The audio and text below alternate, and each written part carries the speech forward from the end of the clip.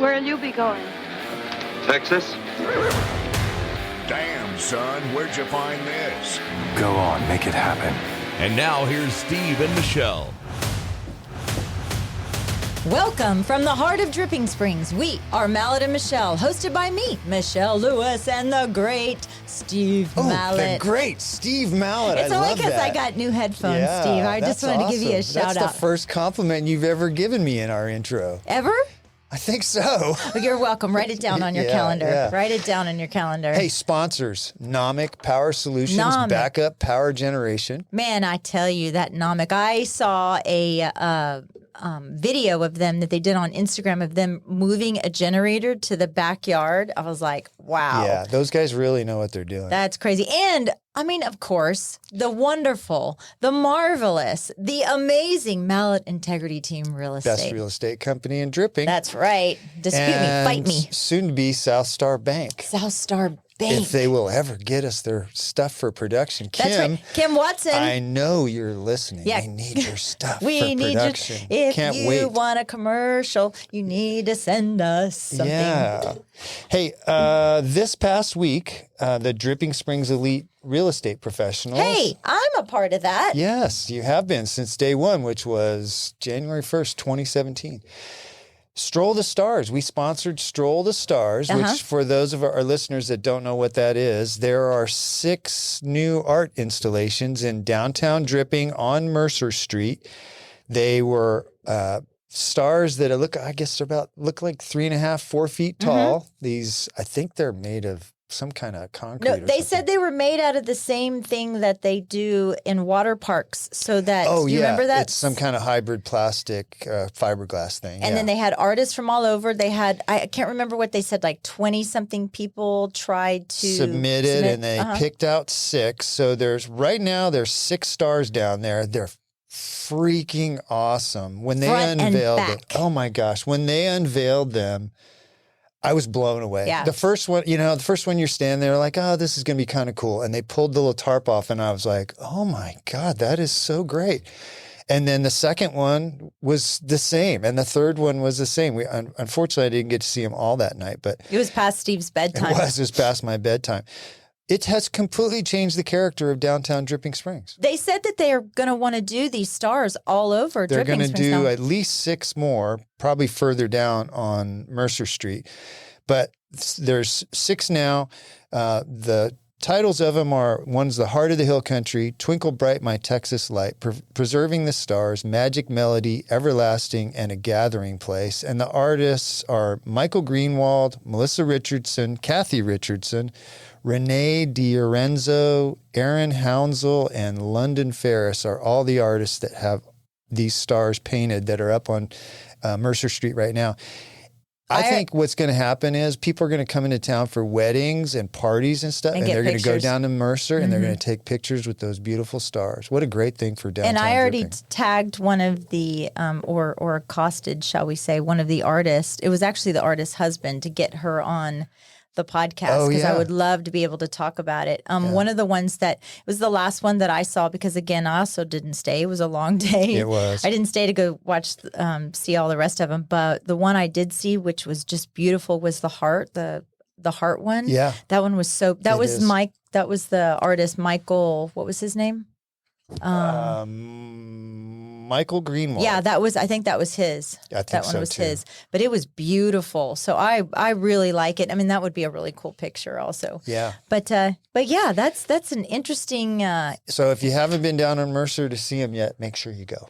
Yes. Well, speaking of strolling and walking and driving down to see some of the sites, I thought I would kind of let our listeners know what's going on in the Texas Hill Country, Austin surrounding areas for the lights.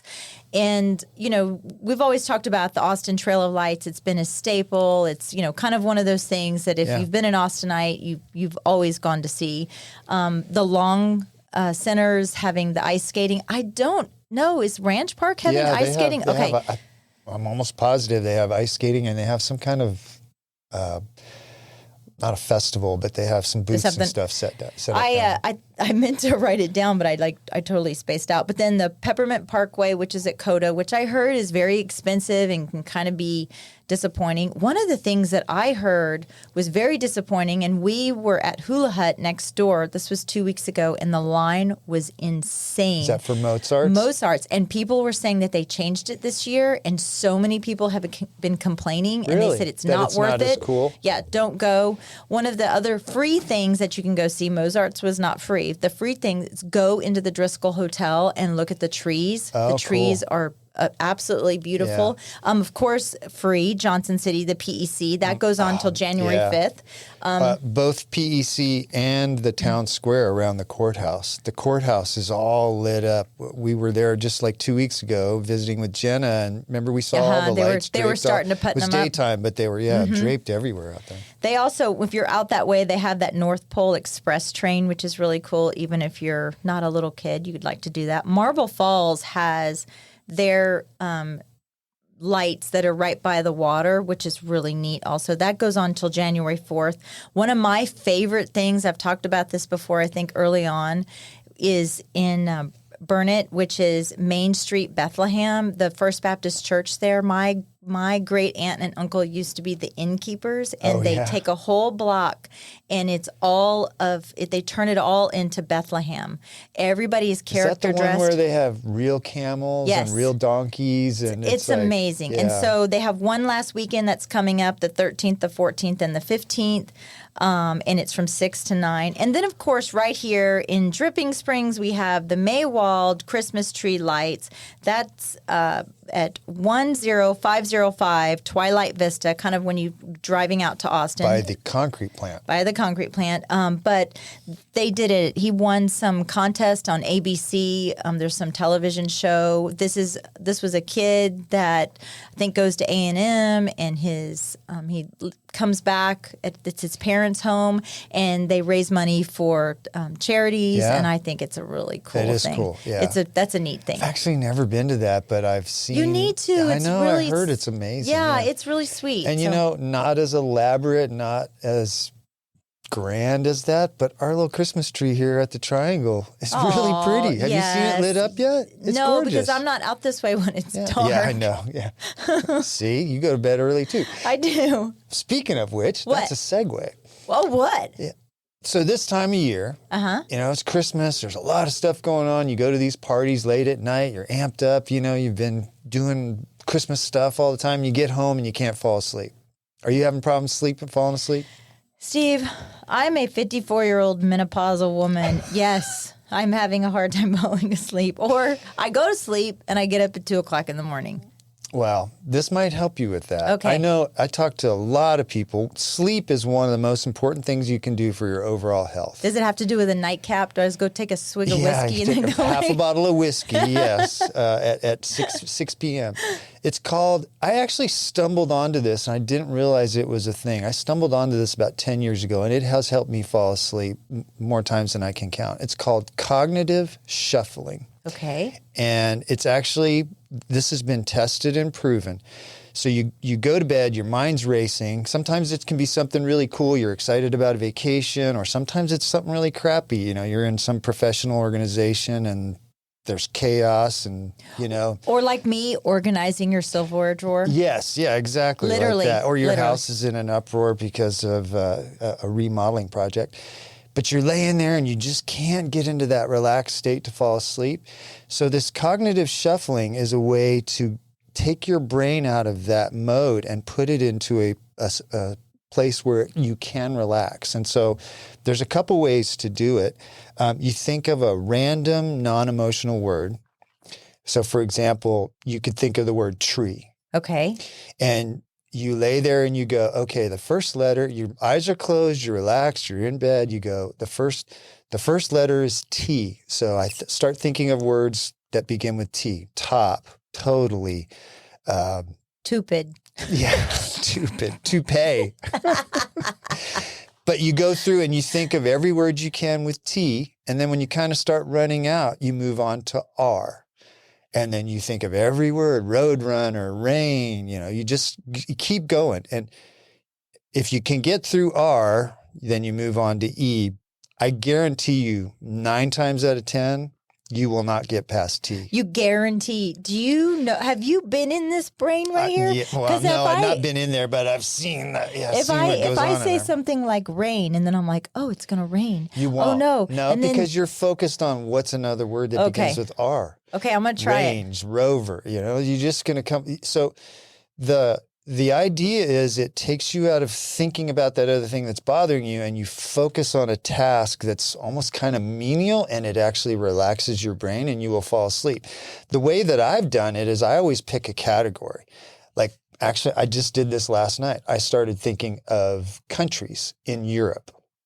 So or countries or cities, sorry. So you start with the letter A, and you go, Albania. Albania, there you go. Yeah. Is that in Europe? Yes, Okay. yes. And then you go B. Austria. And you go, yeah. Oh, no, I have to do No, you do B. Yeah. Oh, so Belgium. Budapest or Belgium. Yeah, there you go. And then you move on to C. I got to about F last night. I think I got Croatia. to Frankfurt and I fell asleep. Yeah. Oh. Yeah. There, but you got it right there. I guarantee you, people out there are probably laughing. You've heard of the thing counting sheep, right? Well, that's kind of like what this is. The idea of counting sheep is that you focus on something that's kind of menial. It takes your brain into that relaxed state. I guarantee you, if you start trying this and you perfect it, you will fall asleep faster than you ever have I'm going to before. start trying it on you at work. You know, it's funny that when you said R and then you said Range Rover, I laughed because I thought everything about you sometimes is like cars. Well, you know what and the how other you- category I've used? What? I used this a couple of nights ago is car brands and car parts. Okay, so that's a great segue into mine about a vanity plate because you have a vanity plate I on your do. car that's very recognizable. If you see this vanity plate, aside from the fact that it's a smoking hot Porsche that it's Oh, thank attached you. to. Thank you. Oh, that's 2 compliments in one podcast. Oh, Do I want to raise? Michelle's not feeling very well today. I'm not. I have vertigo right now. Maybe my brain is scrambled. Tree. T.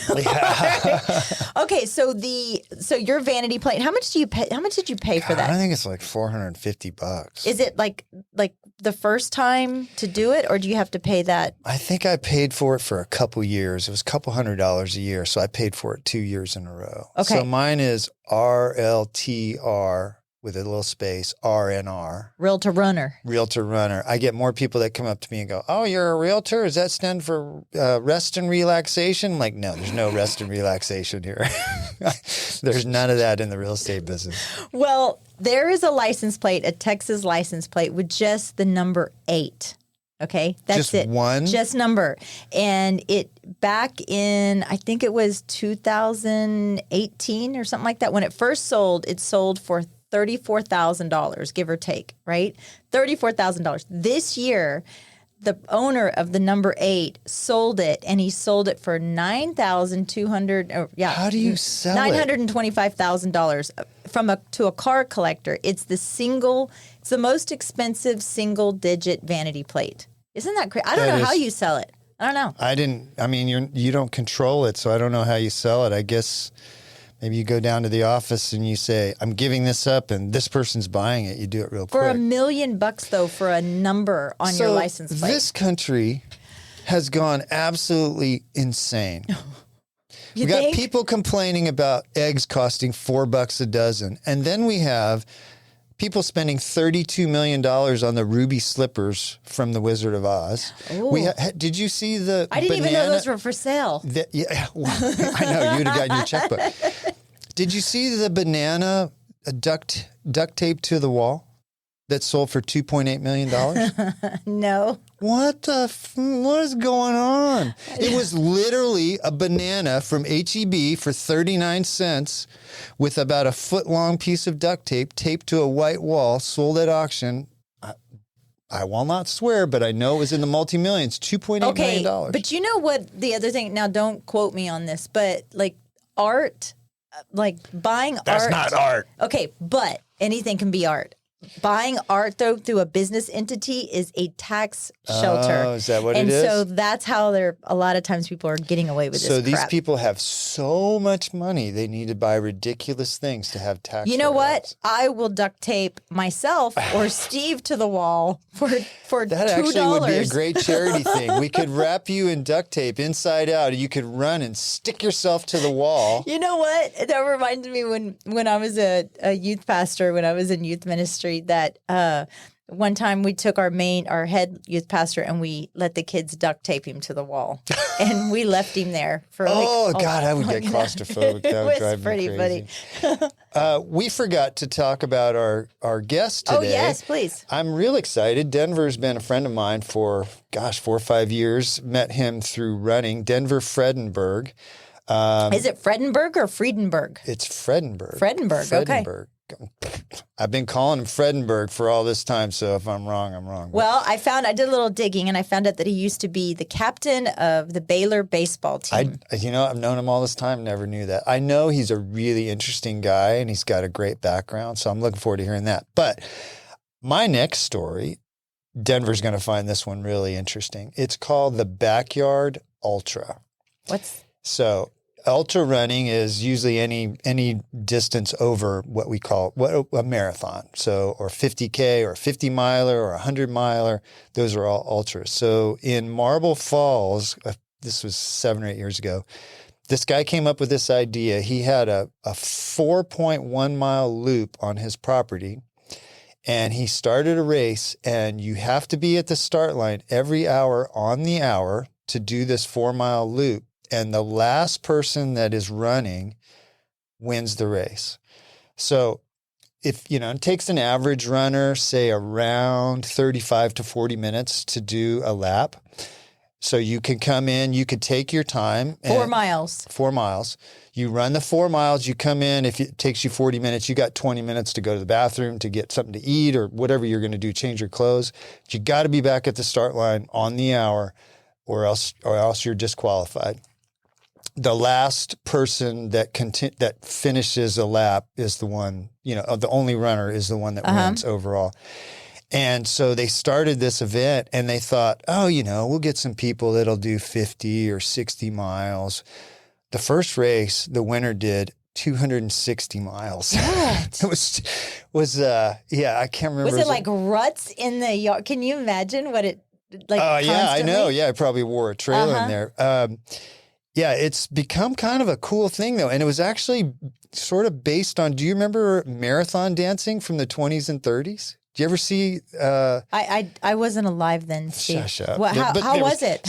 Did you dance? Yeah, I did it. Yes, I was 40 years old then.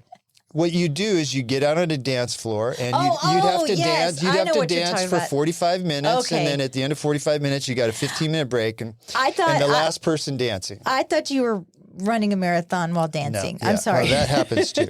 So recently they had a backyard ultra, and this woman came out and she ran over 360 miles. Do these people 2.5 not days. have hobbies? Do they? You're like That is a hobby.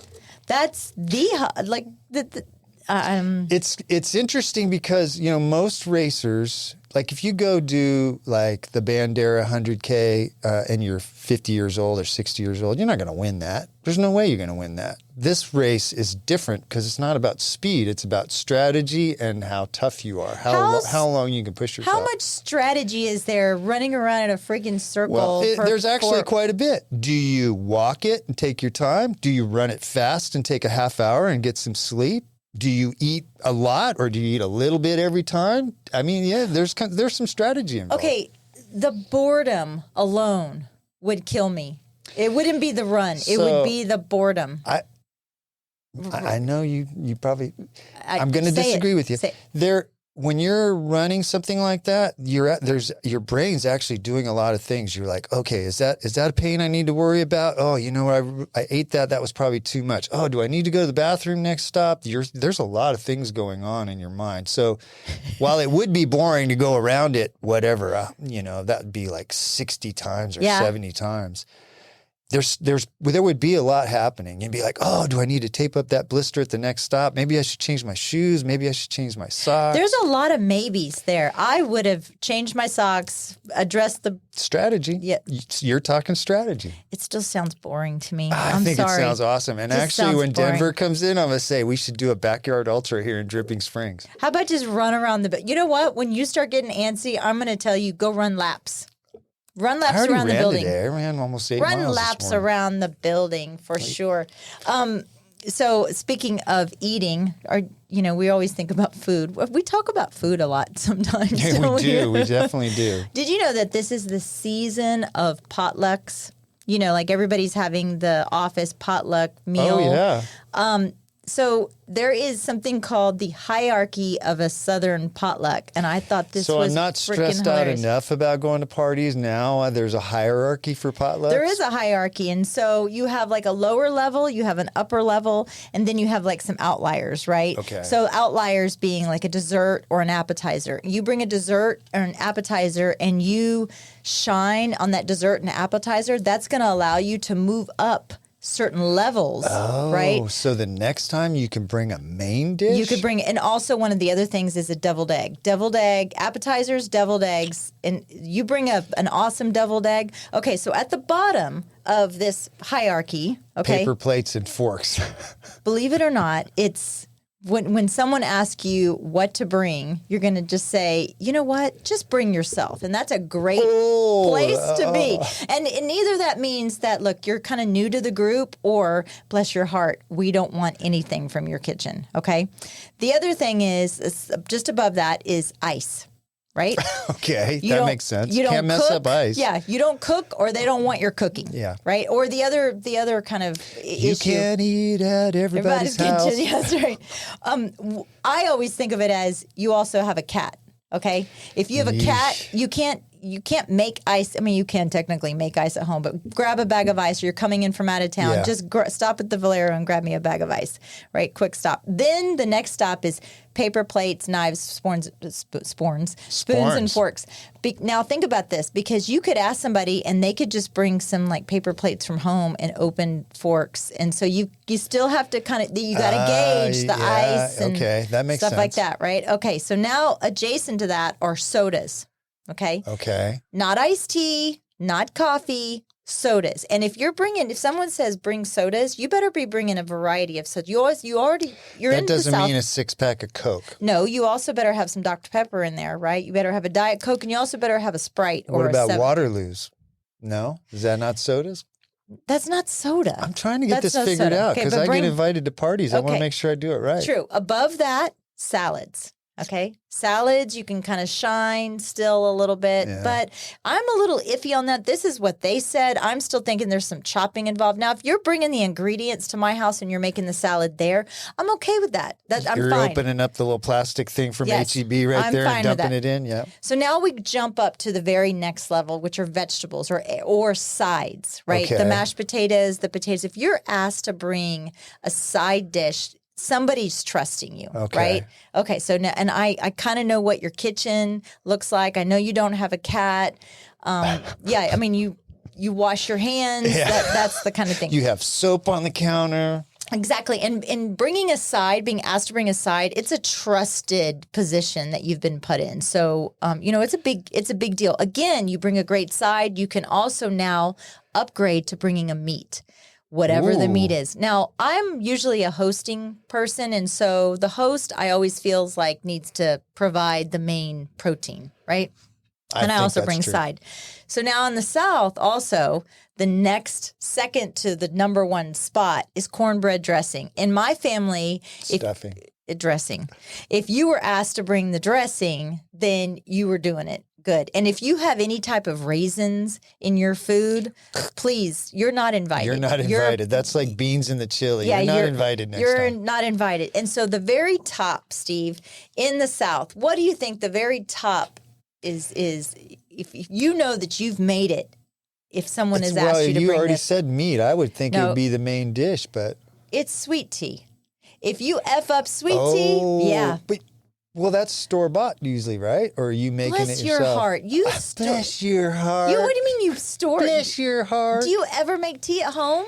Like I do, a gallon? yeah. Like I make really good tea, actually. We live off of iced tea at our house. Homemade iced tea? Homemade iced tea. That's funny. Yeah. Tell me the etiquette of store-bought items that are repackaged into a casserole dish or whatever. What's the etiquette of that? I would say, number one, you're lazy. Number two, What if you just tell people you cooked it yourself? well, that's fine. Just don't tell people, but I'm still going to judge you. Like, I'm going to judge you thinking if you have a cat, okay, thank you. Yes. Oh, yeah, thank you. Yeah. Thank you for repackaging. bringing the Did you veggie repackage tray. it on your counter or my counter? Yes. I don't know. Actually, I'm really I'm going picky to a about it. potluck next week, and it's like 20 people, and we're doing side dish and dessert, and already the 2 or 3 things that I'm pretty good at have already been taken, and now I'm kind of stressed out about what I'm going But to Steve, though, don't you when you're at this potluck, don't lie Are to we me. really serious right now? Listen, I'm gonna really talk to you for a second. Very quiet. If someone brought something that was a little questionable, okay, aren't you gonna speak out or seek out this person that brought it and kind of go, I'm not eating that. No, I'm not doing that. I'm just not going to put it on my plate. You, on the other hand, I Michelle, am standing by the you're table. like making a beeline through the crowd, like, "Hey, I'm not eating that." No, that's why I always try to get when it's Is that in a cat hair? a family style meal. I always try to be at the front of the line because it grosses me out. Other people have touched or it. Holly and I are the same. If you get to a party late and everybody's gotten their stuff I'm and the not food's eating been it. sitting there for 10 minutes, I'm like, no, I'm not that hungry. I just had a Big Mac. I think I'm all right. I'm not eating. If Steve said that he's had a Big Mac, he is lying to your face. That's He true. is lying That's to your true. face. Well, let's take a little break and get Denver in here. I'm excited to talk to him. We're going to probably just geek out on running and fitness. And I know you probably got more questions than me. I'll but be it's gonna taking a little fun. nap during this segment. That's right. So hang on, sit tight. We'll be right back with Denver Fredenburg. Are you tired of being left in the dark when the power goes out? Say goodbye to blackouts with Nomic Power Solutions. As your full-service Generac dealer, they offer individually designed backup power solutions. From start to finish, they've got you covered. Nomic Power Solutions, keeping you powered up. Call or text 512-387-4232 or visit nomicpower.com. Follow on Instagram at Nomic Power for updates. Nomic Power Solutions. Protect your home, protect your family, stay ready. Proudly sponsored by At Capital Farm Credit, they understand that owning land is more than just a transaction. It's a legacy, a future, and a place to call your own.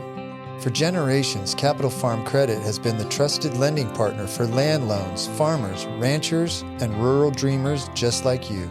Their personalized loan solutions cater to your unique needs, making the journey to land ownership smoother than ever. Capital Farm Credit, your land, your legacy.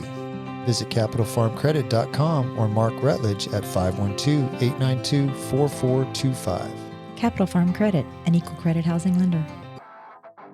This portion of the show is brought to you by the Mallet Integrity Team of real estate professionals. They are based in Dripping Springs and bring you over 45 years of combined experience helping people reach their hill country real estate dreams. When you want the best in town, call them at 512-829-2062 or look them up at malletintegrityteam.com. And now, here's Steve and Michelle. And we're back with Denver Fredenburg. Welcome to the show, man. Thank you. Glad to be here. Welcome, Denver. I've heard so much about you. I'm excited to finally. Actually, get she to didn't sit. hear all about you. She stalked you and found out all about you. Well, I have done that. I can't wait to hear what you learned. Okay. No. Boom. We always start off the show by asking people, how did you end up in Dripping Springs, Texas? I was living in North Austin, Avery Ranch, to be exact, and we had 1 or 2 kids, and my wife, who grew up north of Fort Worth on a working cattle ranch, she's like, I got to get some space. Yeah. And I always wanted some land, and so we literally looked at a map, and I was working downtown Austin, basically, and Dripping Springs was the best option. We could get into town. we could still buy land somewhat affordably. Yeah. So that was back in 06. So You're considered an old timer now. I'm an OG. Yeah, for sure. Where'd you grow up? I grew up in Waco. Okay. Yeah, I went to high school in Waco and then ultimately graduated from Baylor in Waco. That's part of my stalking. I found out that your mom was a professor. Is she currently still a professor at Baylor? No, she retired probably 3 or 4 years ago. Maybe longer. And your father was was on the football staff, right? Football coach? He was a Baylor football coach from 80 to 93. My senior year in high school, he was fired. And yeah, after the fall season, so my senior year, my fall, football season, he gets fired. He gets hired at LSU. And so he went to LSU in the spring and kind of commuted back and forth. Oh geez, my gosh. Wow. Yeah, tough. Wow. That's crazy. So he's retired now too? He just retired maybe 4 years ago. He finished at Mary Hardin Baylor. So he started their football program 26 years ago.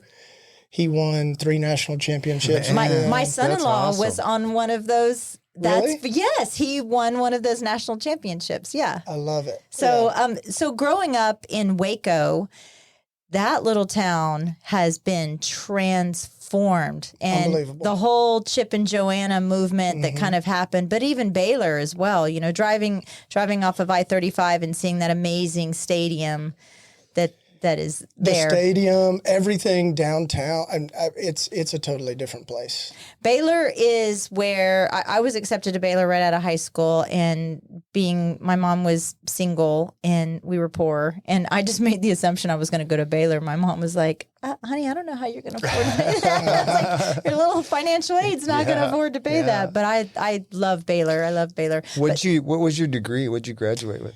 So I went to Baylor to play baseball, and I wasn't super focused on education. I just, out of high school, I went to Austin College for a year in Sherman as a D3 school. I played football and baseball there. Wow.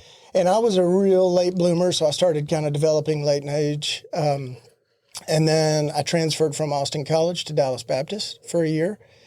You probably got all this on your stalking. And then, I did. But the listeners don't know, so fill us in. And so I went to Baylor as an invited walk-on. My junior year, I did a redshirt year. And about then, I realized baseball's not going to pay any bills. Oh. I had a blast, and I played, all 5 years of college. So then I really started buckling down on studying. And I got an undergrad in finance, international business. And then later in life, I got a master's in exercise science. Damn. From Texas State. I did not know From that. Texas State. I've been to all the colleges. Did all of them. Yeah. Check. You never were in Nacogdoches, so maybe that was one of the ones that you left off. No, didn't hit that. Nope. Well, and I've kind of lost track. Your life and work experience has been really diverse. All the things that you've done, just in the short few years I've known you, you've been like 3 or 4 things you've been involved with. Yeah. My wife likes to say I get, kind of bored after 3 or 4 years, and it causes a lot of stress in her life. Like, what are we going to do next? Yeah. But, Why do you think? I think I know the answer. Why do you think that is, that you get bored like that? I really don't know. I don't know that it's boredom. I think I just have like changing interest, and I think it's challenges. I think you like challenges. Yeah, I would agree with that. And some of what I hope we talk about today is kind of the evolution of those challenges and doing super hard things. And you start to realize that you can really kind of do whatever you set your mind to. I agree. And so maybe that's part of it is like, oh, you know what? That's interesting. I'm going to go do that. Yeah. I think for me, in a similar mindset, I will go into something that I consider a challenge and I'll learn. And there's almost always a pretty steep learning curve. And then it starts to get to where it's either easy or I'm very comfortable with it. Mm-hmm. And then I start thinking, what am I going to do next? Yep. That's probably what it is for you. 100%. Well, speaking of doing something next, so did you start, or were you did you go in to run it? The Hyperwear Athletic. Yeah, so I was brought in. Hyperwear was founded by 2 founders, and they built a small business, a successful business, but they needed to go do a Series A fundraise, and they really wanted to kind of get to that next level. And I came in as CEO to help them complete that Series A. And so phenomenal. Dirk Buchema is the founder that remained, and he's just an awesome mentor of mine. He was a great business guy, and I came in to help raise money and try to get him to the next level. I was there 4 or 5 years. Yeah. Didn't you work for Nike at some point too? I did. That's I was working for Nike when we made the move out to Dripping Springs. Okay. Oh, wow. And going back even further, I was working for my first job out of college was this joint venture between Fossil and Seiko, and we sold branded watches around the world. And we ended up getting I took a slight, vacation, not vacation, but like I went off and coached baseball for a year at Texas State. Because you got bored. Got bored. I thought coaching is like the family business. Yeah. Like I'm going to go do that. I got my master's and I was like, I want to come back and work in business. Yeah.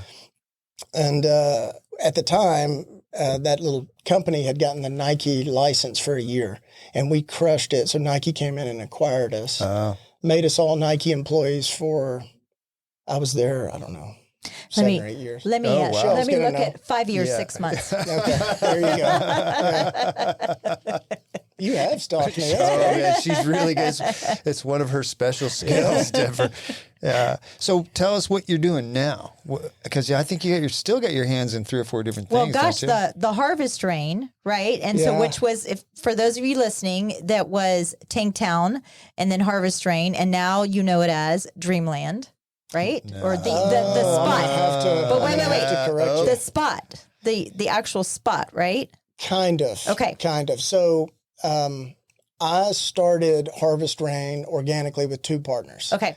Had nothing to do with Tanktown at the time. We loved the space despite having absolutely no experience to start. Sorry, I'm making that. You're like, I'm going to start a water company because that sounds fun. Yeah. And one of my partners at the time owned Wisnet and Lyle, the well drilling company in town. And he had rainwater business that he didn't really want to service. So it was a great partnership. We launched Harvest Rain. About a year into that, we acquired Tanktown. Okay. But we acquired the rainwater installation business and his rainwater IP. We didn't buy the ground, Tanktown, and we didn't buy the bottling business, which would later become Richard's Rainwater. Okay. Yeah. Which was acquired by Steve Kuhn, Kuhn, billionaire that either still owns or has owned Dreamland. I think he might have sold it. I don't know if he's still in ownership, but when we did that deal and Steve came in and bought the ground, the dirt, and he bought the bottling business, I was a tenant of his. Okay. Yeah. So now Harvest Rain, do you have another facility where you're set that business up? Yeah, so we're off Bell Springs. We still serve the local community and really most of Texas. We'll travel as far as Marfa. Okay, I have a stupid question. Where are you getting the water from? Well, we harvest rainwater. Okay, so so it hasn't rained in a Well, wait a minute. I want to make sure. Are you selling the tanks to collect rainwater and installing them on people's property, or are you selling the collected rainwater? That's a great question. So what Harvest Rain does is it builds residential and commercial rainwater collection systems. Okay. And so our primary customer, especially out here in Hays County, you guys know this better than anybody. Yeah. Right? Water is a huge issue. Huge. People want to come out, buy their 10 acres, their little gentleman ranches, and there's no water. Yeah. And so they can punch a real expensive well and bring up the hardest water known to man. It smells like sulfur. Right. Or they can put in a residential rainwater system. And the beauty of it is that, and I get that question a lot, Michelle, like, well, it doesn't rain. Well, it does rain. It rains enough on an annual basis. If you've got a system that's robust enough to capture it, there's no shelf life on water. So once it goes in the tank, it's good.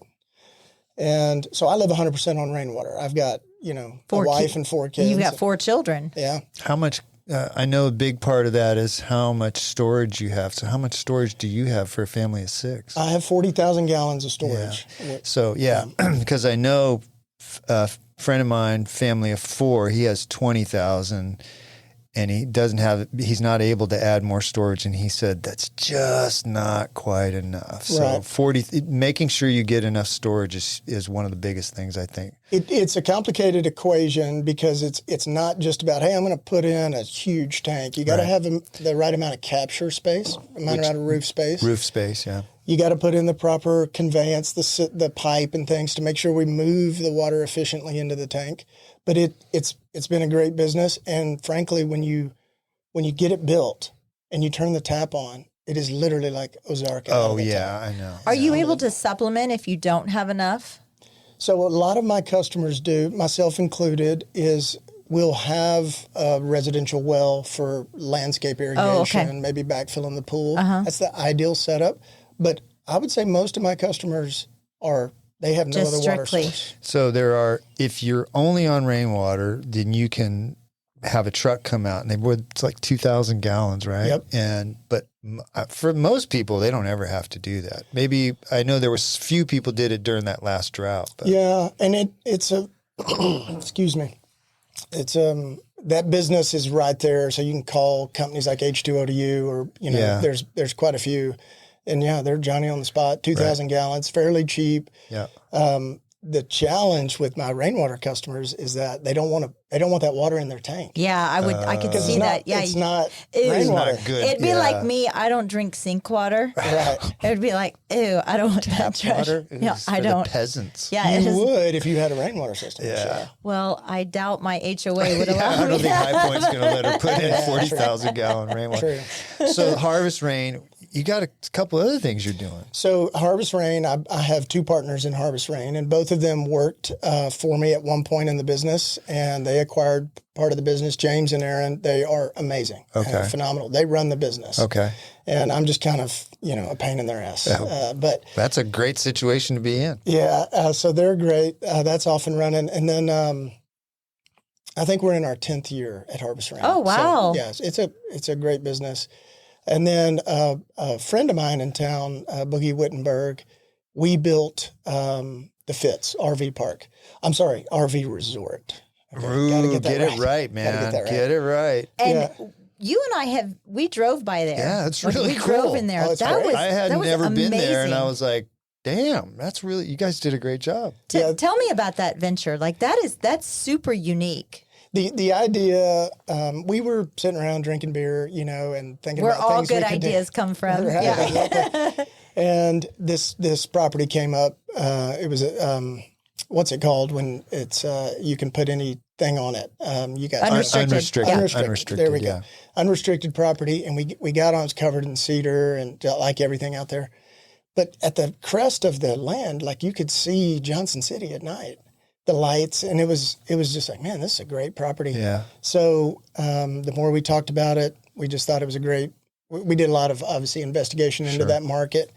It's a great market. There's a lot of liquidity in RV parks. So the idea was, hey, we build this, maybe we acquire a few more, maybe we build a few more. And we're still in our infancy there. But yeah, we opened a year and a half ago. So And Really? the, Yeah. and the Are you amenities. we are not full. Okay. We're growing slowly but surely. But yeah, it's a kind of an organic word of mouth business. Is what we're The learning. amenities that you offer there. So we've got laundry service. We've got a beautiful community building up there. We do a coffee service in the morning. We built a pool and like an observation deck. We just finished our propane plant, which is great for the residents. It's also great because we've lived through 2 pretty dramatic freezes out here. And this is out it's about 4 miles from Pedernales State Park. So we're kind of out in the country. Yeah. What is your typical resident? Are they long term or are they temporary? Like, is it kind of a mix right now? It's definitely a mix. And we are shooting for probably 30 to 40% long-term residents. But we have a lot of short-term business. So Is that like less than a week?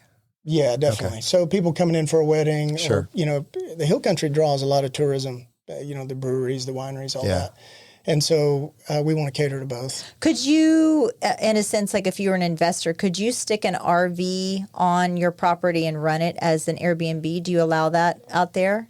Like if you were somebody would want to rent it? Yeah, we've been approached a few times by that, or by folks wanting to do that. A few of my friends have, and we're willing to try anything. The 1 or 2 times we've done it, in order to pay the rent and pay the electricity and to kind of clear that expense, it hasn't really worked. but we're open to try. Anybody wants to come out? Yeah. Yeah, that's interesting because I know these RVs, just kind of the way they're constructed and built. They're not necessarily built for full-time living, but because things kind of break and I was whatnot. blown away getting into that business, learning and meeting some of my long-term residents, and the maintenance.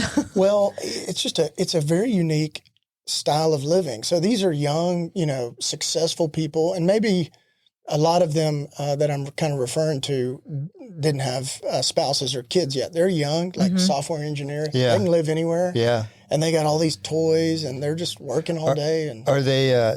Do you have good Wi-Fi out there? great Wi-Fi. Yeah. Yeah. See? We built our own kind of Wi-Fi system with I forget the name of the company, but it's Maybe we'll great. have our studio out there one day. Yeah, that's right. Yeah. We would love it. out there. Yeah. That's an interesting.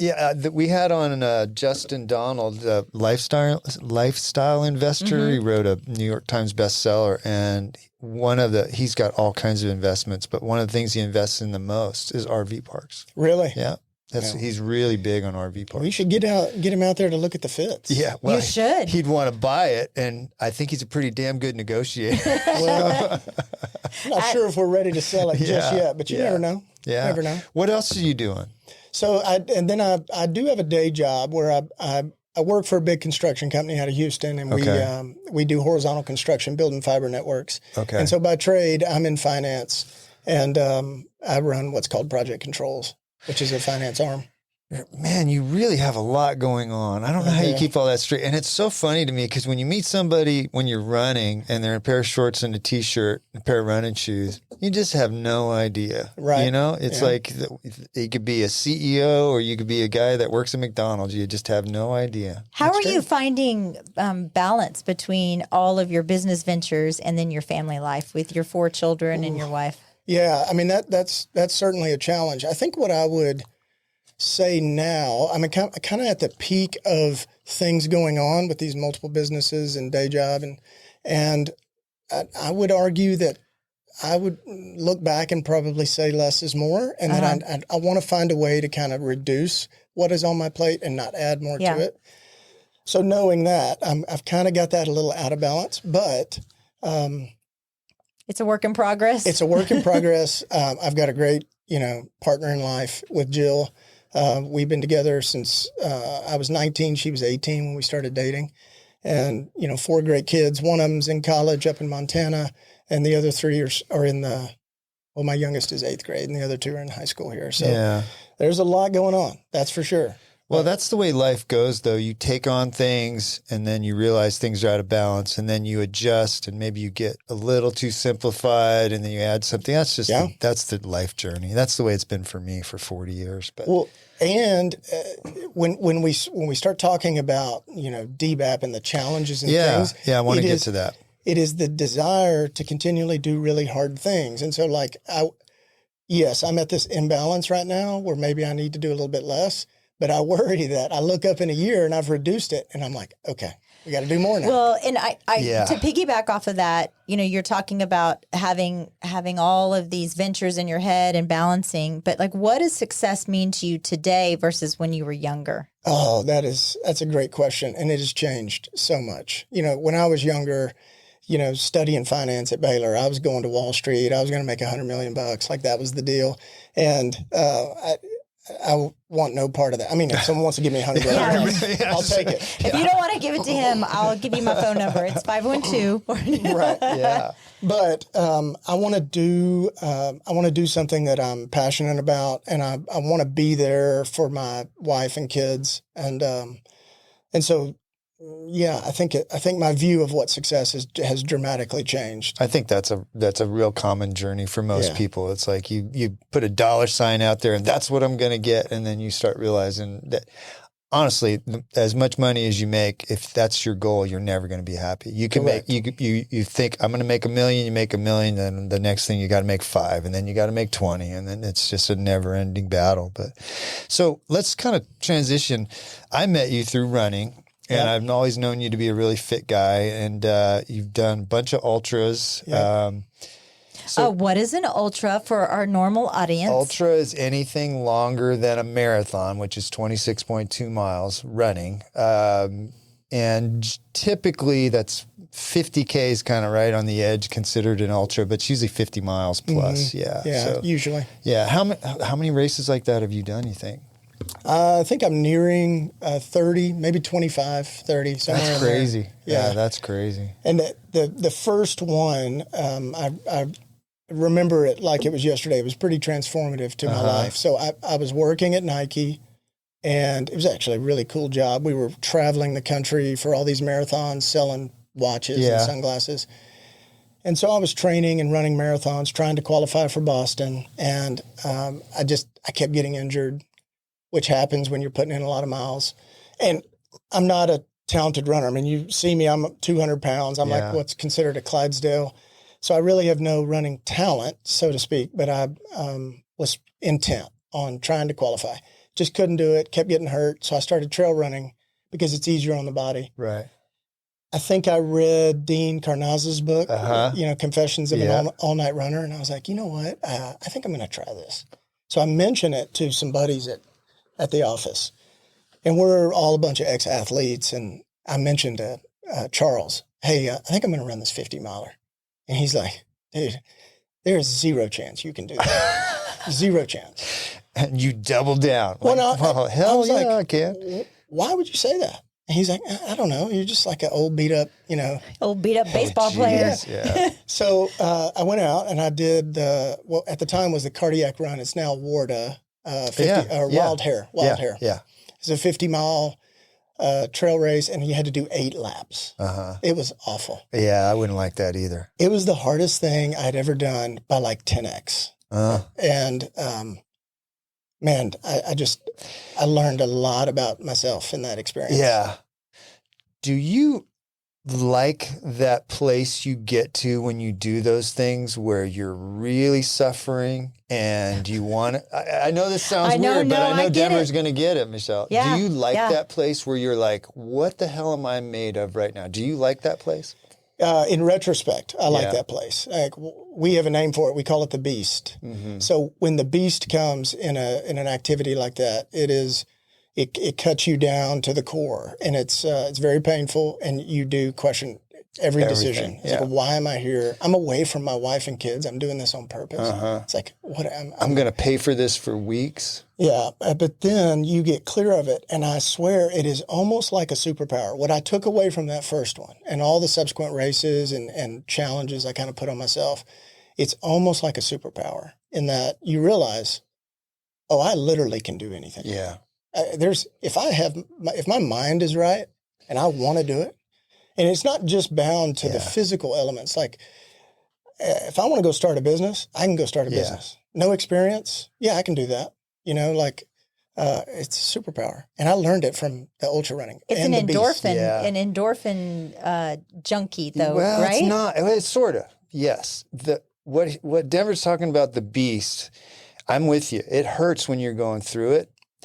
I love that spot because I know what's on the other side, and that's what I crave. It's like, I'm going to wake up tomorrow and feel like I can do any freaking thing I want in the world. It's sure I'm going to hurt, sure I'm going to suffer, but I love that. I know that's coming, and that's what I want. But the other side of it is you mentioned it, and I'll ask you this kind of hard question is, how does your wife feel about your spending all of that time in your kids? Yeah. You're like, okay, well, are you doing this for you, or how is this benefiting us as a family? Absolutely. Good question. I think she recognizes, and she would tell you that she's, in order for me to be the husband that I want to be and the father that I want to be, I've got to have some time to get out and do things like this to kind of make me whole. Now, I'm not going to happy hours, and I'm not going to titty bars and things like that. Like that has no place in my life. So, although I do like to drink beer, but you know what I mean. We talked about that this morning. I was going to say so. I'm not going to say it. But I will share one story to kind of emulate what you were saying. So my first 100-mile race was called Bighorn up in the mountains of Wyoming. And I'm running it with my best friend. And we get to mile 88. And guys, I can't even explain the discomfort. And I feel like I have like acute injuries in my calves and ankles and Michelle's like, this is so stupid. But I love it. Yeah. I do. I love it. But I sit down at the top of this mountain at mile 88, and I turned to Dean, my buddy, and I said, I can't do this. I quit. And Dean's my doctor. Yeah. So a lot of people remember Dean Harvey. I remember Dean from Dr. Lewis. Dr. Lewis. Yeah. Dean. Yeah. I loved my awesome son. guy. My son worked at Dr. Awesome Lewis's guy. for a long time. I love So Dean. Dean and I have been best friends since second grade. I love Dean. My son will be so happy to hear. I love Dean. Everything I do, related to Dean helped me, we came up with DBAP, I don't know, 15 years ago. Dean's there with me doing this stuff. So anyway, I turned to him and I said, I quit. I can't do this. I'm in absolute agony. I can't take another step. And he's like, okay. He's very nurturing. Obviously, like that's what he does for a living. He's like, okay, man, I get it. But like, we're at the top of a mountain. Like you can't quit here. We got to get down to, the aid station or the bottom of the mountain. So I was like, okay. So we like tumbled down the mountain. And I'm literally grunting every step because I'm in agony. But then I get to the aid station, and it's mile 93, and I know now, based on the time 7 miles left. I got 7 miles. I can walk the 7 miles, and I can finish. And I'm so overcome with emotion, I start bawling like a baby. And everyone runs up, and he's like, "Hey guys, just give him some space." It's okay. Yeah, it was amazing. Yeah. It was amazing. I know Michelle is thinking we were absolutely nuts. I'm actually getting goosebumps hearing that kind of stuff. I'm serious, man. It's like, Hey, we all got to find our peace somewhere, right? Whatever that is. It just because I don't understand it doesn't mean that you don't but understand. you make right? fun of me about how much I work out. I just make fun of you in general. Yes, that's true. But the reason I keep working out the way that I do is so that I can go put myself in those hard places. Right. Now, I can't do 100 milers. I could. It's not my priority. My wife and I are starting, like, we're going to go do rim to rim to rim again, Yes. and we did Mount Hood in one day. That's 46 miles. That's our thing now, but I still work out because I want to do those hard things. I want to get to those hard places. Like when you did Mount Hood, that took us 21 hours. You find out some stuff about yourself when you're pushing 100%. yourself for 21 hours. So now the DBAP thing, you've mentioned that a couple times, and for our listeners, you got to say what it is. Yeah, don't be a pussy. Yeah, that is. That's I was our just going to acronym. say when you were up at the top of that mountain, was Dean's like, look. DBAP. I think we discovered it either on that race or we trained and ran Leadville 2 years back to back. So it was somewhere in there. Yeah. And we would actually write it on ourselves. I used to do that. Yeah. And it became like, hey, come on, DBAP, we just gotta get through this. And of course, it was tongue in cheek to start, and there's a level of inappropriateness to it, and so Perfect. That's right up my alley. but where it kind of evolved is when you start to apply it to other things, it really means, hey, I'm gonna do the hard work. Yep. I'm going to be disciplined and do what I need to do. And I think that's what it means to most people. And I'm not going to quit when it gets hard. Because Absolutely. actually the hard part is that's what makes it real, right? I'm going to do the easy stuff, but when it gets really hard, that's when you're not a pussy, is when you push past that. What's 100%. funny is like this conversation right here, it's like it's the same level as me having this conversation with my daughter about she's going to become a new mom. And I'm like, look, you're going to screw up. You're going to make mistakes. And when I was raising you guys, it was really lonely for me because I sheltered and isolated myself from a lot of women that I felt their kids and they weren't good examples on my kids.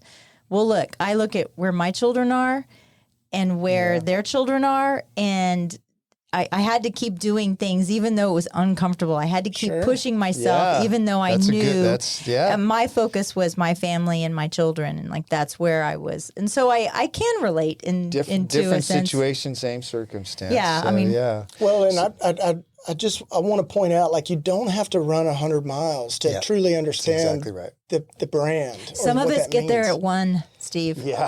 Well, and I don't think you could run 1 mile. that's really what I've learned here as of late. So I would argue the last 10 years of running these races, and we love to climb 14ers and do things like that. Those are somewhat selfish pursuits. I'm sacrificing family time for that. And so I have to be very sparingly with that. But what I've learned here as of late is with these challenges and getting people, they don't need to go run 100 miles to see this. Just getting people to do hard stuff and whatever that is for them, man, the self-discovery and what they learn about themselves, they learn they're capable of so much more. So you've kind of come up with is it a business, DBAP now, or is it just some kind of It is not a business. A program, basically. Yeah, it's not a business. I don't have a for-profit intent. Yeah. It started as tongue-in-cheek. It's a movement. It's a movement. Ooh, We'll I call it a like movement. that. The movement, yeah. It started as tongue-in-cheek and just a kind of an ultra thing, and then it got into, hey, I'm going to do a few challenges with some buddies, and we're going to compete on who can improve their body comp, you know? Yeah. And we did, you guys familiar with 75 Hard? I am. Michelle's not. Yeah. Yeah. So You're not. So dismissed You're not. right there. I'm familiar with 74 hard. I didn't get to 75. Didn't get to that level. Yeah.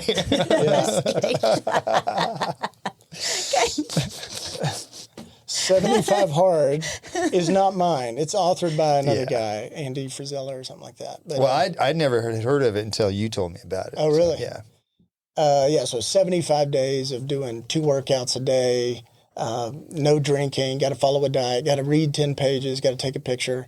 And the workouts have to be split by a couple hours? They have to be separated by 4 hours. 4 hours. And one of them has to be outdoors. Here you go. Two 45-minute workouts. One must be outside, adhering to a diet. You can pick the diet, but you can't cheat. Reading 10 pages of self-help. You know, this sounds a lot like also Hal Elrod, the Miracle Morning. The Miracle you know, Morning. Yeah. This is a little more extreme than that, but yeah. Take a progress picture. So you got to take a picture every day. Yeah, and I would say it is fairly extreme. It's the 2 workouts a day.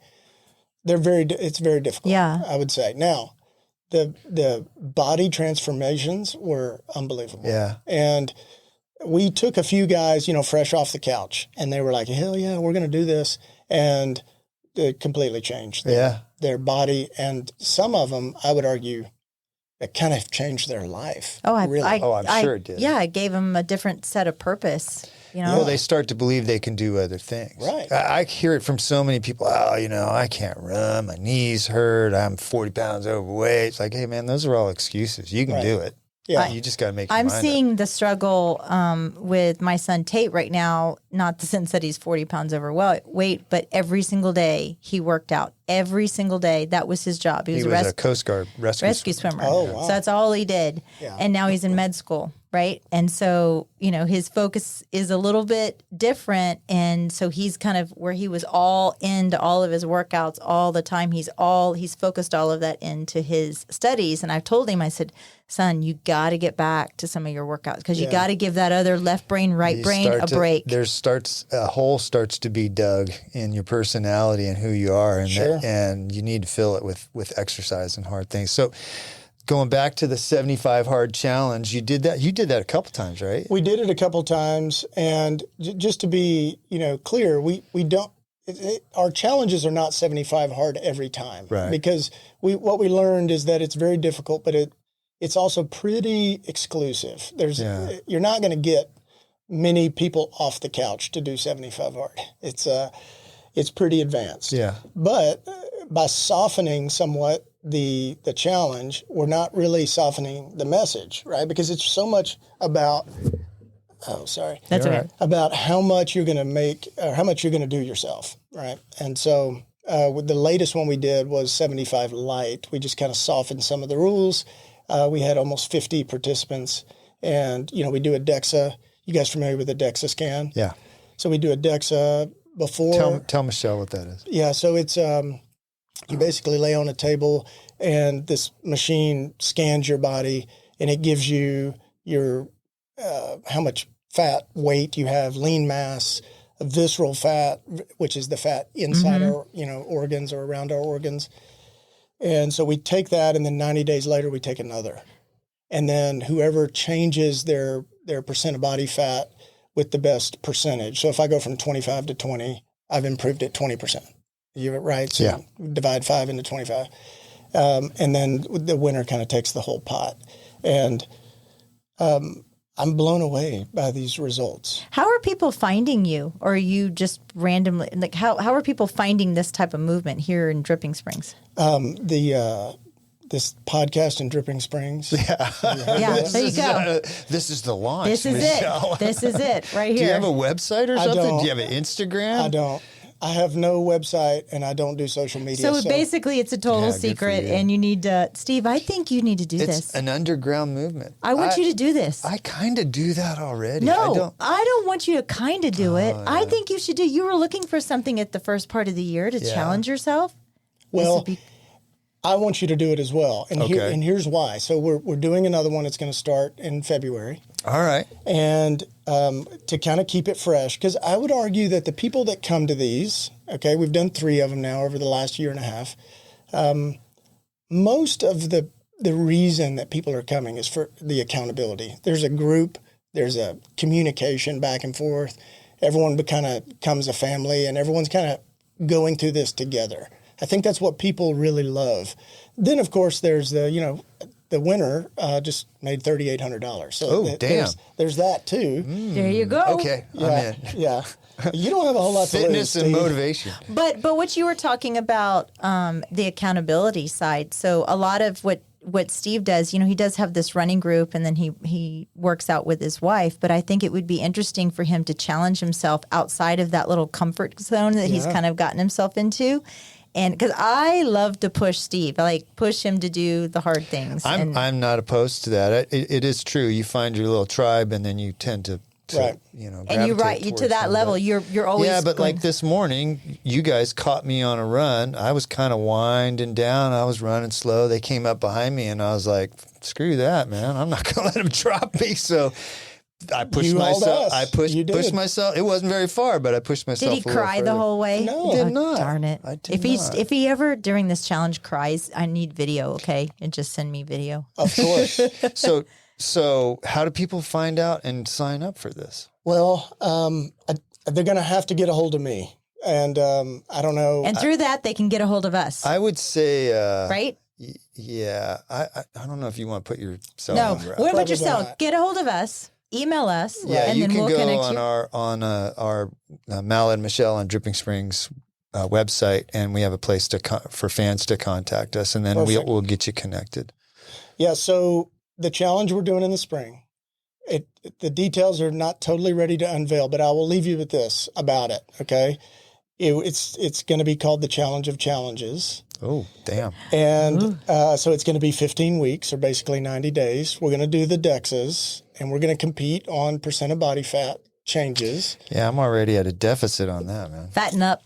I've you got might some need- to lose, but We all have some to lose, and really, if you can lose the visceral fat, the fat inside, that's the one that's really disease prone, and so we want to really lose that. But the challenge of challenges is we're gonna take on a weekly challenge every week. So we're gonna have to follow a few daily rules. You got to read, you got to take your picture, you got to follow a diet. Those are important. But then we're gonna do a weekly challenge. And I'm not ready to unveil what all 15 of them, but I'll give you an example, okay? One of them is going to be a marathon. Ooh. Okay, so Michelle, you may say, I can't run a marathon. I'm not a runner. And you may not be able to run a marathon, but could you walk out your front door and put on a backpack and say, I'm going to walk for 26.2 miles? You 100% could. 100%. Oh, 100%. I've been to Disney. Yeah. You've done it then. Yeah. I've done it. Yeah, I've been to New York City. that's a perfect example. Yeah. Like if you keep track of your steps, you get home you get back to your hotel, you're like, damn, I walked 18 miles Oh, I today. love If you'd have woken up in the morning and somebody said, you're walking 18 miles, you'd be like, hell no, I'm not. Yeah, I love it. When I'm on vacation, we walk everywhere. I love it. Yeah. The people with us don't like it as much, but I'm like, we were at on Broadway, New York, and we were staying in the financial district, and I was like, we can walk back. And my girlfriend was like, why don't we just take an Uber? I was like, we could walk back. It's not It's that only bad. 28 blocks. Yeah, it's city blocks. But Yeah. Actually, it's funny because I have a couple of marathon workouts already on my schedule Really? because we're going to rim in April, Yeah. and that's it took us 20 hours last time, and we're trying to do a couple hours faster, hopefully. But so, I have to do some 6 and 8 hour workouts, and those will be 26 miles plus. So that sounds good. Okay. So I have a good question outside of the running, and it kind of goes with it. What do you think, what's a piece of advice you needed early on or you received early on in your career that kind of stuck with you today? But also on the flip side of that, what was the worst piece of advice you had ever been given? One that comes to mind, leading people and running businesses, I got some great advice from a mentor long ago. And he was like, hey, you always want to, he did this with me. He said, you always want to check in with your people and get to know what's really motivating them. Because I think we always say, I'll just throw more money at it. Let's give them more money. And maybe a guy wants to buy a bass boat. I don't know. Yeah, right. Like that's what's motivating. Yeah. It's like, I want that bass boat. Mm-hmm. Or maybe they want to take a trip. Or what I learned is that a lot of people want time off. They want more work-life balance, and they want time to go pursue whatever it is. So I would sit down with my direct reports and people and be like, what's really important to you? And then let's figure out a way to get you to that, whatever that is. And that's led me to some really good places. And with Harvest Rain and some of my businesses, we've got things in our handbook that kind of mirror that. Outline that. Yeah. What about a piece of advice that you got that you're like, well, that was stupid, that you actually tried? Can you think of anything offhand? I can't. I'm going to chew on that. I'm going to have to come back to you, though. Bad advice. If it pops in your head, let us know. I've got a health question for you. What's the most important health lesson that you've learned about yourself? And I'm going to say recently, because I know that changes as you age. What's the most important thing that you're doing right now for your health? Yeah, that's a good question. I did this thing 2 summers ago where I'm really fit, like you. I don't mean I'm fit looking. I'm just always active. You're pretty fit looking, different. No, I appreciate that, but that's not what I said. I meant like I'm active. Yeah. I'm always doing stuff, right? And I wasn't getting the response from my body. I was like, man, I should have less fat than I do, and I'm not getting stronger in the weight room. Like, what's going on? And so I followed this very strict diet. And it wasn't, let me back up. It wasn't necessarily a diet. I just tracked everything I put in my body. And I did for 90 days over a summer. And I ended up applying a macro deal to that. You guys have heard of macros? Mm-hmm. Yeah. I learned within the first 2 weeks so much about what I'm putting in my body. And I think we were talking about this morning. Yeah. It's like if you're following a specific macro application, you learn, well, if I go have 2 beers, like I can't eat lunch and stay within my numbers. Yeah. Right. Yeah. So that a direct derivative of that was how much protein I was eating, which was incredibly, deficient. And so within 2 weeks, I learned all this stuff about what I should be eating and what I shouldn't. And so anyone that comes into these challenges that wants some nutritional advice, that's the first thing I'm telling them is, look, track everything that you eat. Do you use an app for that? I do. I use, it's called My Macros Plus or something, but there's a ton of them. MyFitnessPal, any of those will do it. That's an incredible lesson. Are you encouraged now with Robert Kennedy Jr. coming in and kind of changing this whole food pyramid and getting rid of dyes and all the crap that's kind of in our food? Although I am hoarding my Cocoa Krispies. I'm going to hoard Cocoa Puffs and Lucky yes, Charms. Very much so. Yeah. I'm a big fan of RFK. My wife's reading, I'm totally blanking on the name, but Cassie Means book, Good Energy. Yes, Good Energy. Yep. And I think their message is really sound. Yes, I'm very enthusiastic. I think we've ruined our food supply. I think big food needs to be broken up. I think we've got to educate people on how to eat. Oh, I completely agree. It is funny to me, like when I was in Europe, I don't eat bread. I can't eat bread. It wrecks my stomach. I was in Europe. I could just eat bread all day long. We were talking about that same thing this morning. Uh-huh. And the other day, I normally, my breakfast is I go to Chick-fil-A and I get just the Chick-fil-A chicken fillet. That's all I get. I eat just the protein. And so the other day I was really, really hungry. I hadn't had dinner and I had the biscuit with the chicken. And I felt like crap the Really? whole rest of the day just eating that biscuit. And I was like, it was so funny how I just reintroduced something into. I was like, oh, I just need something a little bit more It's filling. funny how you can trick yourself. Like somebody that's maybe a little more sedentary, they eat like crap, and then they go home and they go, man, I just feel like crap. But they never put two and two together. Like, maybe I shouldn't have had that Big Mac today. Right. That's why I feel like crap right Yeah. now. It's like they're so disconnected. And that's not that people are stupid or they're just, it doesn't make sense to them. It takes somebody to point out, hey, that Big Mac is poisoning your body right now. Well, you talked about that before too, as far as your body composition and how what you used to eat and what you used to think what was healthy and drinking these fruit smoothies, and you're like, I'm literally having a pie. I every went day. through this whole stage. Daniel was actually, I was running with Daniel a lot. I would go home and I had all this frozen fruit and I was dumping it in and I was eating this, drinking this like 28-ounce smoothie. And like after like 3 weeks, I was like, damn, man, I've gained like 8 pounds. What the hell's going on? He goes, how much sugar do you think's in it? I was like, oh, damn, I'm eating like a whole chocolate cake after every run. No doubt. Yeah, and I stopped that and then the weight came right back off. But it was like, here, I'm pretty tuned in and it never even dawned on me. That is that counting those macros. Like Yeah.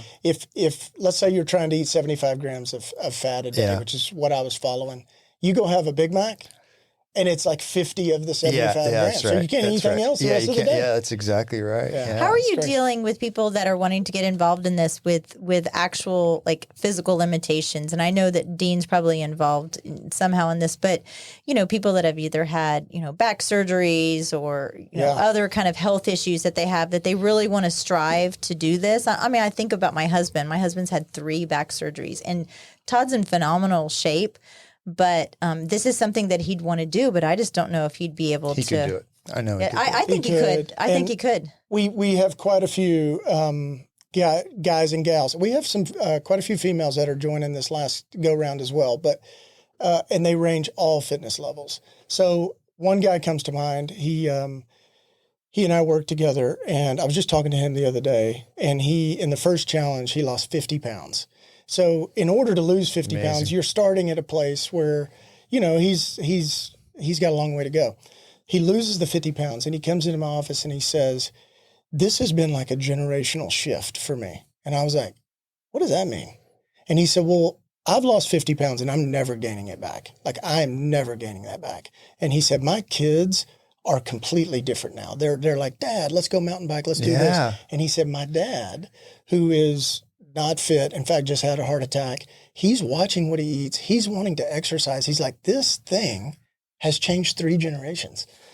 That's so cool. That's crazy. So that's a movement right there. That makes sense right there. Yeah. And I would argue that, to give you some context, we ran the turkey trot a few weeks ago. Yeah. And he said, that's the furthest I've ever run.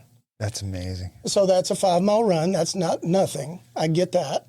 That's actually for somebody that was very sedentary and taking that on. That's a huge. I know. I was actually excited after this podcast. I'm going to tell Todd all about this, and I said, this is something that I think that you would really enjoy. Todd has been active his entire life, and just having that camaraderie and having somebody else push you too, which is nice. So I have one of my really good friends is soon to be 73 next week.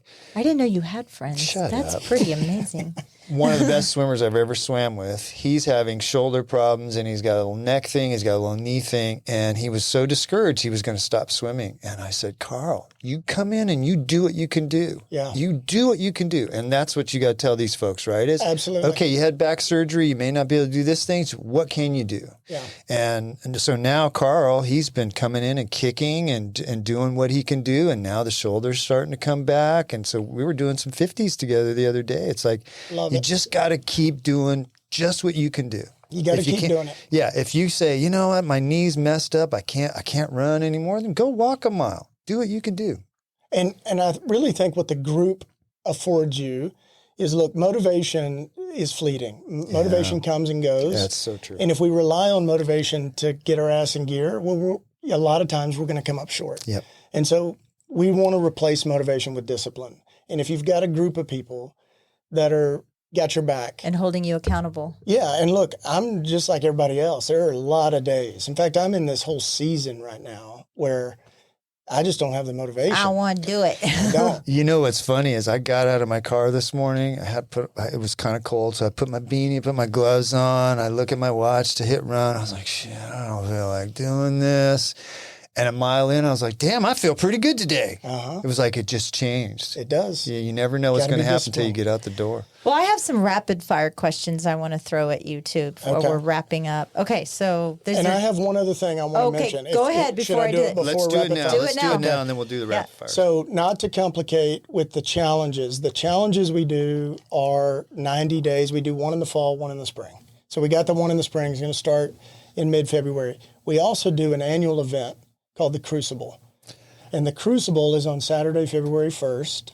And it is just as it sounds. So, it's one prolonged effort. And Okay. I design these things, and they're very difficult. I will not lie. That's the whole point, is that we want to put you way out of your comfort zone, but it's a team effort. So there's going to be really strong people. There's going to be people that are new to fitness. And it's difficult for those that are new to fitness to kind of wrap their head around. You know, like the last two, we started in the evening and just went all night. And that's a hard thing for a lot of people.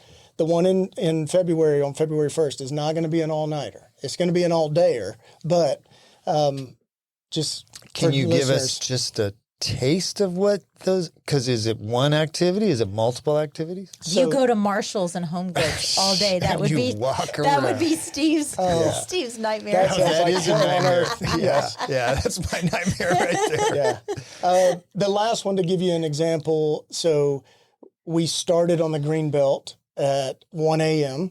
and we were going to traverse about 4.5 miles at like a hike. Okay. I had 3 guest coaches meet us at certain parts of the green belt in the middle of the night and lead us through a 45-minute low impact workout. So it could be hill repeats. Okay. We did some burpees with rocks and some other stuff Okay. in a gravel pit.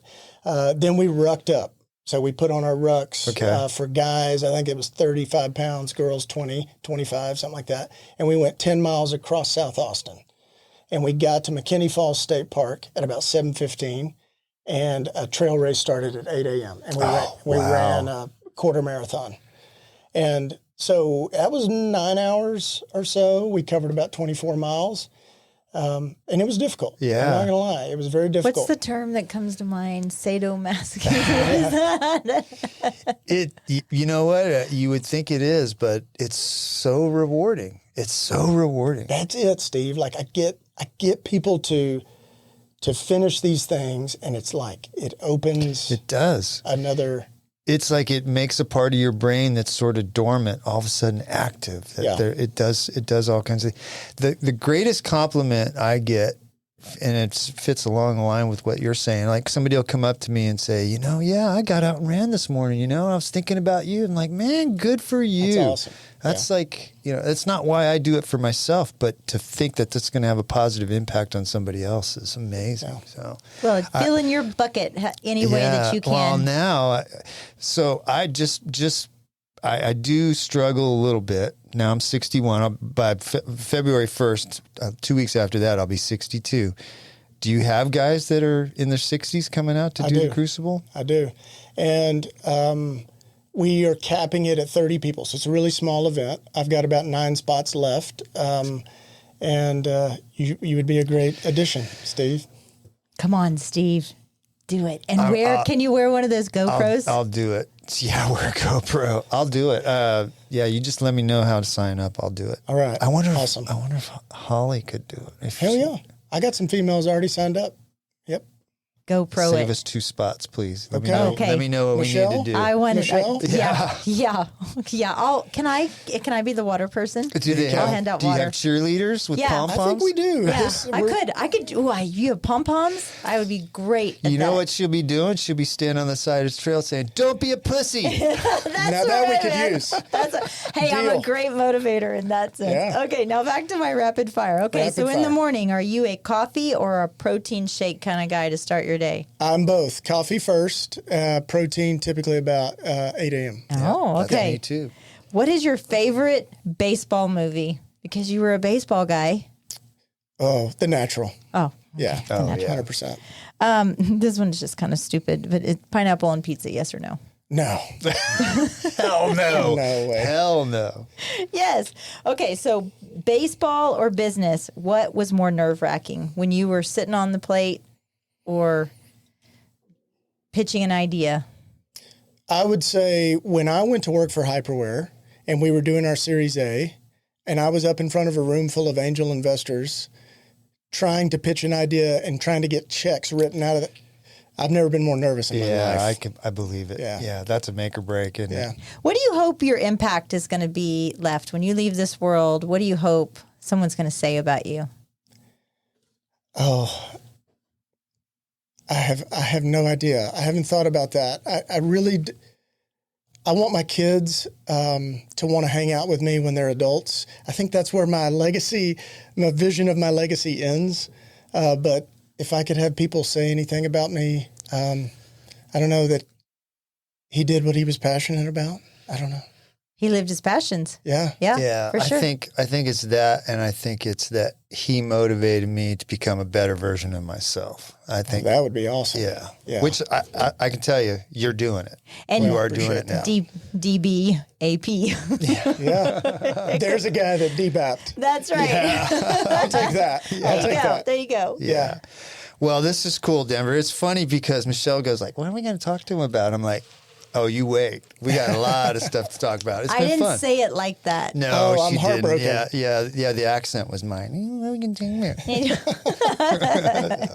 Well, thanks, Denver. I'm looking forward to the Crucible on February 1st. And, well, sort of. I'm looking forward to the footage of the Crucible. Yeah. And it's been a lot of fun. And it's funny that I've known you this long, and this is the first chance we really got to know each other. So I appreciate that. You So know what? thanks In for the coming Crucible, I could be the Mary Magdalene, and I could Hey, be careful, because I will put some responsibility to you. I'll Let's be do in it. it. Sign her up, Denver. So, ladies and gentlemen, Denver Fredenburg, thanks for coming in, Denver. Thank you, guys. That was fun. Thank you. Nomic Power Solutions, keeping you powered up. Get to know your local full-service Generac dealer. Cody and Dylan with Nomic Power Solutions are a veteran-owned, Texas-based Generac dealer and installer. Offering low monthly payment options, it's never been easier to gain independence from the grid. Call or text 512-387-4232 or visit nomicpower.com. Follow on Instagram at Nomic Power for updates. Turnkey service including design, plumbing, electrical, and permits. They even offer set-it-and-forget-it maintenance plans. Nomic Power Solutions. Protect your home. Protect your family. Stay ready. Ready to turn your land dreams into reality? Look no further than Capital Farm Credit. Need a loan for your perfect piece of land? Capital Farm Credit is there for you. Their dedicated team will tailor a loan to fit your unique needs because your dreams are their priority. Capital Farm Credit. Your land, your legacy. Visit capitalfarmcredit.com or Mark Rutledge at 512-892-4425. Capital Farm Credit. Together, we're better. Capital Farm Credit, an equal credit housing lender. This show has been brought to you in part by the real estate pros at the Mallet Integrity Team. When you're looking to buy or sell, you need them on your side. Why settle for less when you can have real estate done right? Give them a call at 512-829-2062 or get more info at malletintegrityteam.com. You know you like us, so go now to Apple Podcast or Spotify and leave us a review. Why don't ya? We love your feedback and comments. Email us at malletandmichelle@gmail.com. Thanks for putting up with us.